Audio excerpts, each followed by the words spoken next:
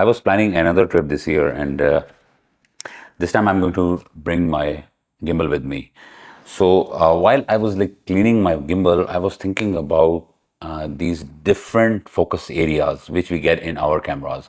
Especially if you talk about me, I can talk about Sony because I'm a Sony user. But more or less every focus area matches in every cameras. So it's almost identical. So I was thinking that if I'm going to put my camera on this gimbal, then what should be the right focus area to choose? So thinking about that, because I'm going to use my own knowledge, because I have been using Sony since 2018, and I am very comfortable with couple of focus areas. So I thought, why not to make a video and tell you guys which focus area you should use and which focus area is good for run and gun sort of video making, or like these talking head videos. I'm going to tell each and every focus area to you, and you are going to decide yourself which suits you according to your needs. What's up, everybody? My name is Junaid Qureshi, and if this is your first time, welcome to the channel. I make videos about tech and creativity. If you think any of these things excites you and you share the same passion, consider subscribing. So let's start the video about focus areas. So when we talk about focus, there are two things: focus mode and focus area. So we will talk about focus mode first, then we will shift to focus area. So there are total 5 focus mode we get in these Sony cameras. Doesn't matter if you are having these ZVE1, ZVE10, names are very complicated. Okay, Sony A7III, A6500, A6700, A7IV, FX3, whichever camera, A7S3, whichever camera you have, pretty much all the focus modes and focus areas are same. So I'm going to use this Sony A7IV, which I'm holding right now, and I'm shooting with Sony FX3. Both of these cameras share same focus mode and focus areas. Let's talk one by one about all of these modes. So with the new menu system in Sony A7 IV, when you will scroll down to the fourth option, technically it's the third one, autofocus and manual focus, there is an option of focus mode. If you go into this mode, you will find 5 focus mode. So the number one is single shot autofocus. Let me tell you a little about how this autofocus works. Autofocus operates when the shutter button is pressed halfway down. Once the subject is in focus, the focus is locked. And if you move your camera, it will focus again. And it's suitable for shooting motionless subjects such as landscape or snapshots. So the second option is automatic autofocus. It works the same way. You press the shutter button halfway down and it's going to focus. The camera automatically recognizes whether subject is moving or not and switches autofocus mode between AFS and AFC accordingly. Third option is continuous autofocus. The name says it all. Autofocus continues to operate and keeps adjusting the focus while the shutter button is pressed halfway. It is suitable for shooting moving subjects, and I only use this mode. So after that, you have DMF, direct manual focus. This is the autofocus, but in this direct manual focus, you can make fine adjustments manually after performing autofocus. And the last mode is manual focus. It says it all. Camera doesn't do anything, it stays where the focus is. You have to rotate the focus ring to select your desired subject and bring that subject in the focus. So this was all about focus mode. It's very precise, it's very easy to understand. Now let's jump to focus area. So to reach in focus area, it's right underneath autofocus and manual focus, the focus mode section. So let's start with wide.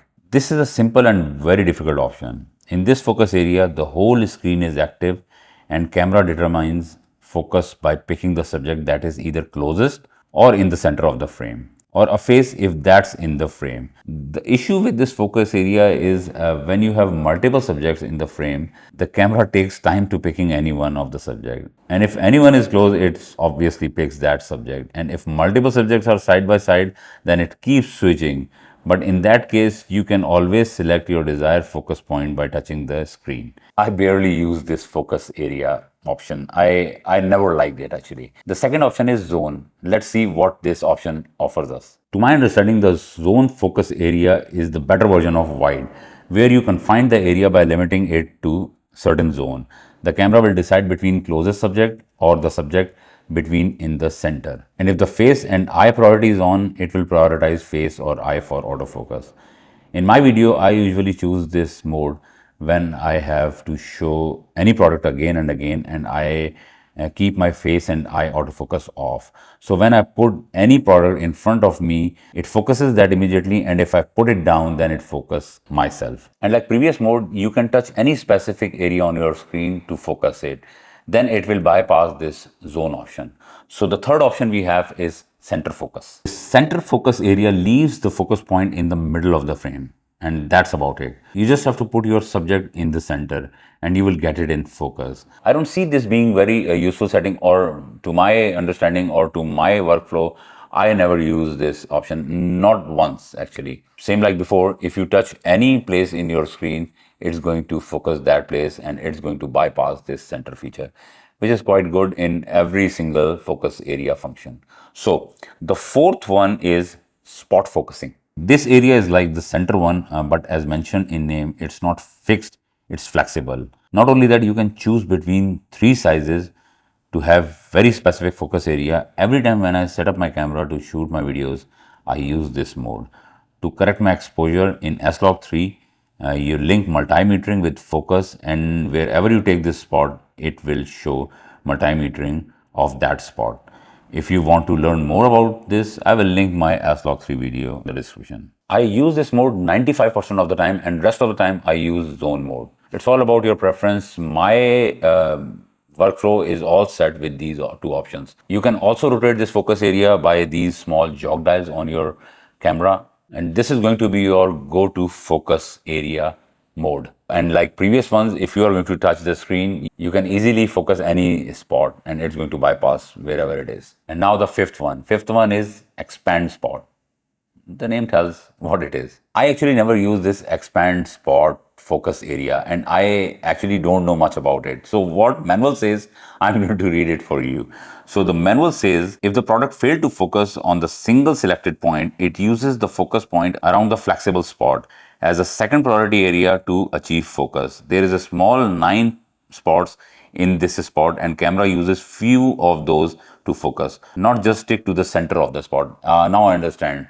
Whatever is the point, whatever is the area, it still uses some outer place as well to get the focus if it fails to focus anything in between. Sometimes it happens if we are focusing on the black area, it doesn't focus at all. So if something is more contrasty or more brighter beside that black area, and it comes right beside that expanded circle or square, it's going to focus that. It's good. And now this brings us to the sixth option, which is tracking spot. And like before, I never use this option. Let me tell you how it works actually. It's very simple. When you half press the shutter by keeping your focus spot in the center place, and if you move your camera to the different direction, the specific area will focus and your camera will track the subject.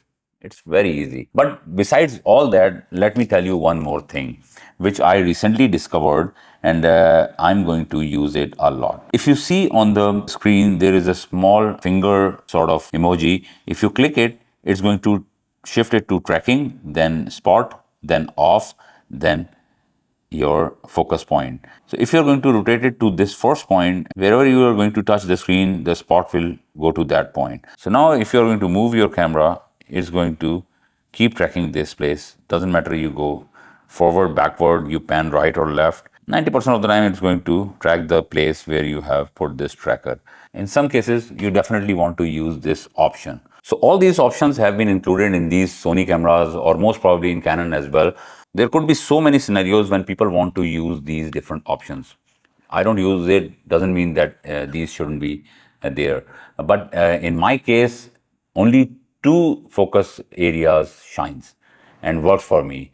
The one spot and the second one is zone. 95% of the time I use spot, and then rest of the time I use zone, as I told you before. So on my gimbal, I'm going to use this spot one all the time when I'll go to my next trip. And then in between, if I want to, I'll use that zone mode. So I believe after watching this video, you will have little bit clear view of what these focus areas are.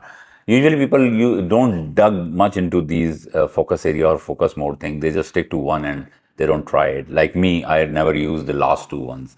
So, but I believe that this video have played a little bit role in telling you what these focus areas are. Now you just go ahead and use all these options, and later you will decide and you will get comfortable with any of these, or maybe one or two of these, and you will use those options in your daily photography or videography. So this is it for today. I hope you liked today's video. If you like today's video, give me a thumbs up and subscribe to the channel. See you in the next one. Till then, peace.